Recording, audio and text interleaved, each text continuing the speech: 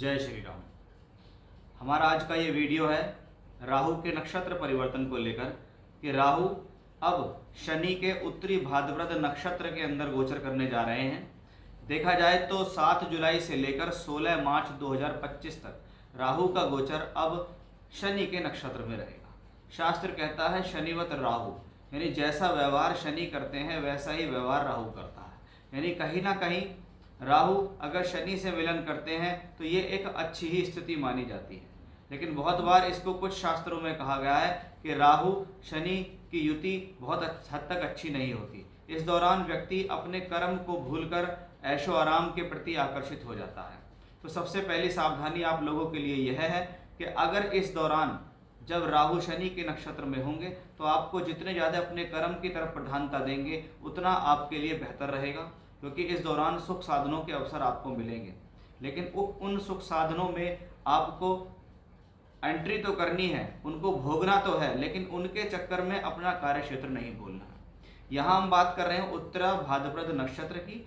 उत्तरा जिसको हम कहते हैं आगे की तरफ जाने वाला नक्षत्र, भाद्र यानी भगवान विष्णु, पद यानी चरण, यानी कहीं ना कहीं इस नक्षत्र का सफलता से भगवान विष्णु से और जीवन में अग्रसर होने की तरफ स्थिति को दिखाता है।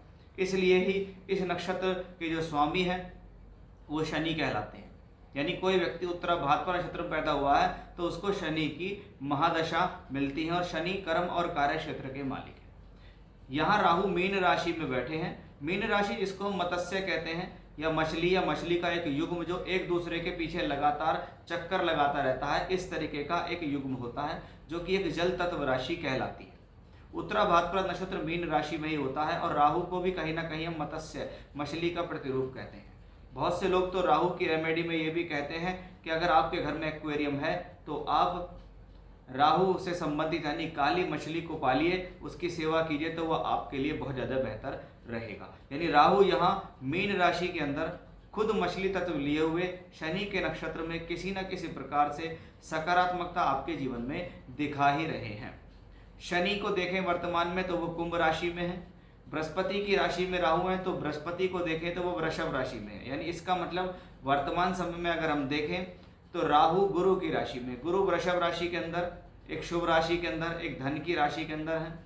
राहु शनि के नक्षत्र में है और शनि इस दौरान चल रहे हैं अपनी कुंभ राशि के अंदर। तो ये कहीं ना कहीं एक बेहतरी हम राहु के लिए कह सकते हैं। जब हम उत्तरा भाद्रपद नक्षत्र की बात करते हैं तो इसको हम कहीं ना कहीं कर्म कार्य क्षेत्र से जोड़ते हैं, क्योंकि ये कर्म का नक्षत्र है, क्योंकि इसके स्वामी शनि है। आध्यात्म से जोड़ते हैं, सफलता से जोड़ते हैं, शोध से जोड़ते हैं, क्रिएटिविटी से जोड़ते हैं। यानी जो लोग इनसे संबंधित कार्यों में काम करते हैं उनके लिए शुभ हो जाता है। ऐसा ग्रह अचानक से फल देता है, क्योंकि राहु का स्वभाव है अचानक से फल देना, और अचानक से फल व्यक्ति को तभी मिलता है जब वो जीवन में कुछ कर्म करता है, और शनि कर्म के कारक है। इसलिए राहु का शनि के नक्षत्र में जाना किसी न किसी रूप से शुभ ही माना जाता है। उत्तरा भाद्रपद नक्षत्र के देवता के बारे में बात करें, क्योंकि वो तो हमने बताया कि उत्तरा भाद्रपद नक्षत्र में अगर कोई जन्म लेगा तो शनि की उसको महादशा मिल जाती है। लेकिन इसके देवता के बारे में बात करें तो इसके देवता हैं अहिर्बुधन्य, जिनको एक सर्प से संबंधित जोड़ा गया। राहु को भी हम सर्प से जोड़ते हैं। ऐसे सभी जीव या जंतु जो रेंग रेंग कर चलते हो जीवन में, उनका कहीं ना कहीं राहु से संबंध है, क्योंकि राहु और केतु, क्योंकि राहु का सिर्फ ऊपरी हिस्सा है, निचला हिस्सा नहीं है, यानी उसके पास चरण नहीं है, पद नहीं है, चलने के लिए पाँव नहीं है। इसलिए रेंगने वाले जो जीव जंतु जैसे सर्प होता है या मछली है, ये रेंग रेंग कर चलते हैं, तो उनसे भी इनका कहीं ना कहीं झुकाव देखा गया है। और इनका सीधा सीधा तात्पर्य कहीं ना कहीं अहिर का मतलब होता है, अहिर बुधन्य का मतलब है, अहिर मतलब सर्प, बुधन्य मतलब भगवान विष्णु।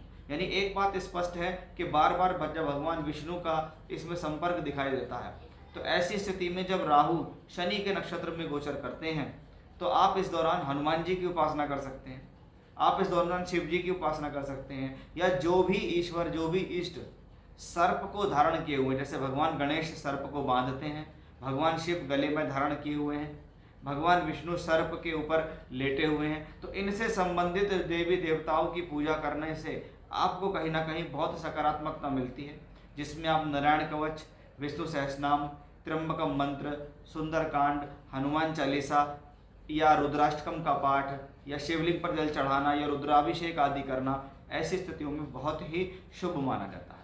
अब हम देखेंगे कि आपकी राशि के लिए इसका क्या विशेष प्रभाव होने वाला है जब राहु ग्रह शनि के उत्तरा भाद्रपद नक्षत्र में गोचर करेंगे। बात करते हैं कि धनु राशि के जातकों के लिए कैसा रहेगा राहु का ये ट्रांजिट। के राहु चौथे घर में है। चौथा घर भूमि, जमीन, जायदाद, प्रॉपर्टी का होता है, यानी सबसे पहले राहु चौथे घर में बैठकर चौथे घर के फल देंगे। अब चौथे घर में राहु है, गुरु की राशि में, गुरु छठे घर में। अब हम बात कर रहे हैं भूमि, जमीन, जायदाद, प्रॉपर्टी की, और आज के समय में 90% से ज़्यादा प्रॉपर्टी या वाहन कहीं ना कहीं कर्ज से या बैंक के लोन से लिए जाते हैं। जिनके पास पैसे होते हैं वो भी लोन जरूर ले लेते हैं, क्योंकि उन्हें कहीं ना कहीं उन चीज़ों को शो करना होता है।